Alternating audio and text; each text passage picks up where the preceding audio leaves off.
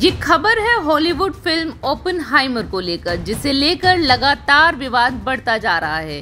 विवाद के बीच में भारत सरकार की ओर से सूचना एवं प्रसारण मंत्री अनुराग ठाकुर का बयान भी सामने आया और उन्होंने इसे लेकर काफी खरी खोटी सुनाई और चेतावनी भी दी। लेकिन अब इस मामले पर नीतीश भारद्वाज का बयान सामने आया है। आप में से कुछ लोग अगर नीतीश भारद्वाज को उनके नाम से नहीं पहचानते हो तो आपको बता दें कि नीतीश भारद्वाज वो शख्स हैं जिन्होंने महाभारत में कृष्ण की भूमिका निभाई थी और इसलिए उनके बयान के मायने इमोशनल लेवल पर थोड़े बढ़ जाते हैं, क्योंकि लोग उन्हें भगवान श्री कृष्ण से रिलेट करके देखते हैं, ठीक उसी तरह जैसे अरुण गोविल जी को भगवान राम से रिलेट किया जाता है। ऐसे में ओपेनहाइमर को लेकर नीतीश भारद्वाज ने प्रतिक्रिया दी है और न सिर्फ प्रतिक्रिया दी है बल्कि उन्होंने इसे डिफेंड भी किया है और डिफेंड करते वक्त उन्होंने कई सारे तर्क दिए हैं। नीतीश भारद्वाज ने इसको लेकर क्या कहा है वो भी आपको बताएंगे, लेकिन उससे पहले बताते हैं कि ओपेनहाइमर को लेकर आखिर विवाद क्या है। ये फिल्म क्रिस्टोफर नॉलन ने बनाई है और इसके ही एक सीन के दौरान जो मुख्य किरदार है वो गीता के श्लोकों का जिक्र करता है, लेकिन वो सीन इंटीमेट सीन बताया जा रहा है, जिसे लेकर भारत में कई लोग नाराज हैं। लोगों का कहना है कि इस हरकत की वजह से गीता का अपमान हुआ है, लेकिन महाभारत में स्वयं जिसने गीता को उपदेश दिया वो खुद इस एक्ट को किस तरह से देखते हैं, क्योंकि वो पंक्तियां कृष्ण की हैं जिनका जिक्र ओपेनहाइमर में मुख्य किरदार करता है।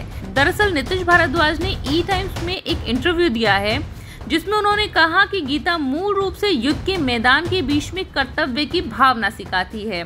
हमारी लाइफ का स्ट्रगल भी मुख्य रूप से इमोशनल युद्ध के मैदान है। श्लोक 11.32 में अर्जुन को एक योद्धा के रूप में अपना कर्तव्य निभाने के लिए भी कहा गया था, जो कि बुराई से लड़ना है।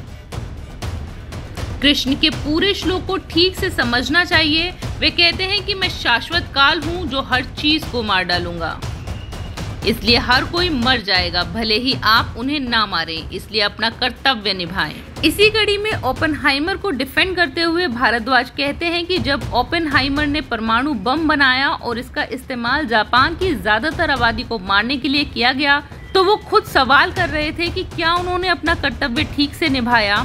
उनके फेमस इंटरव्यू में उन्हें रोते हुए दिखाया गया था, जिसका मतलब है कि उन्हें शायद अपने आविष्कार पर पछतावा हुआ था। उन्होंने शायद देखा था कि उनका आविष्कार भविष्य में मानव जाति को नष्ट कर देगा और उन्हें शायद पछतावा था।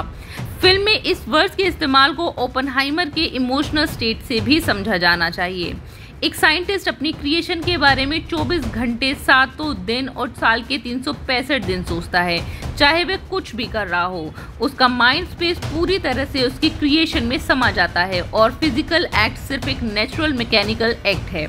तो यहाँ पर जिस इंटीमेट सीन का जिक्र हो रहा है, जिसे लेकर विवाद हुआ है, उसे लेकर नीतीश भारद्वाज बता रहे हैं कि वो एक तरीके से सिर्फ फिजिकल एक्ट है जो नेचुरल मैकेनिकल एक्ट है। बताने की कोशिश की गई है कि मानसिक रूप से जो एक साइंटिस्ट होता है वो किस तरह से अपने इन्वेंशन में खोया रहता है।